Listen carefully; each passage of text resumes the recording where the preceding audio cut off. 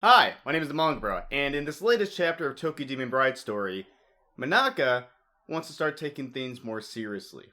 This chapter begins with all this hocus pocus about a ghost at Jinta's school.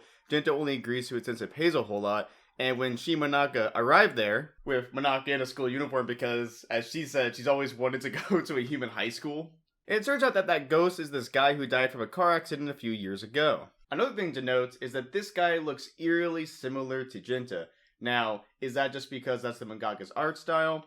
I don't think so. I think that this guy was purposely drawn to look like Jinta for a point. You see, this guy's last wish was to dance with a girl because he never got to do it before his death. Manaka dances with him to fulfill his last wish, and that is when he reveals that he once had an unrequited love for a girl before his death, and this girl happens to look a lot like Manaka. Coincidence? I think not. I think that this guy and this girl were clearly drawn to look like Jinta and Manaka for a reason. That reason being the unrequited love and the girl moving on after his death. It is to be like a foil to what's going on with Jinta and Manaka.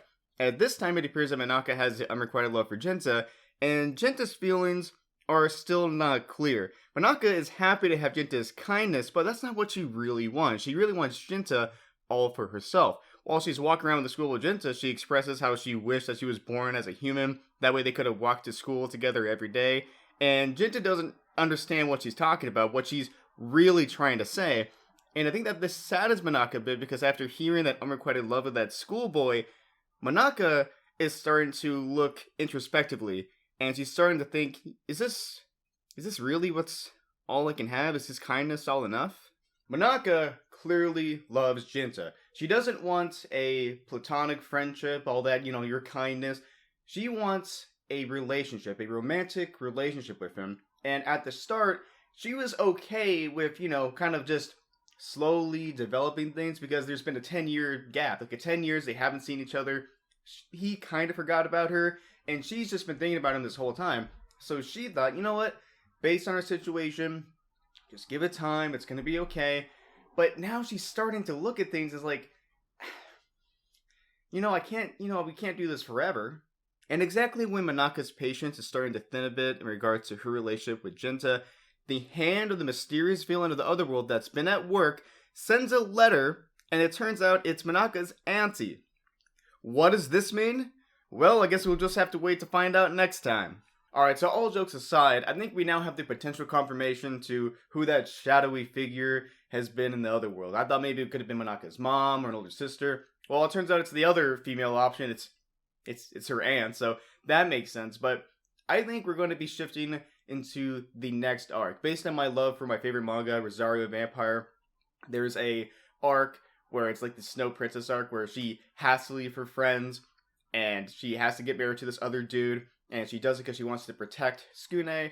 And that's what I feel is going to happen here. I feel that this letter, potentially, is going to be saying like, hey, it's time you got married. We got this guy in the other world. It's time to go. And if you don't, I'm going to make rain hell on Jinta, this guy that you really like.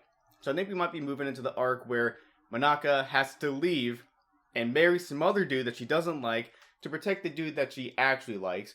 Which, of course, is going to look screwed up in Jinta's mind. But Jinta's like, fuck this, we're going. And during that whole time, he'll start actually thinking about Manaka and thinking about her feelings. And say, I think I do actually like this girl. So I think we might be, if this is really true, of course they could just disregard this whole letter and not do this altogether. But if writing makes sense and this is going where I think it is, I think it's gonna look like that. But anyway, guys, what do you think?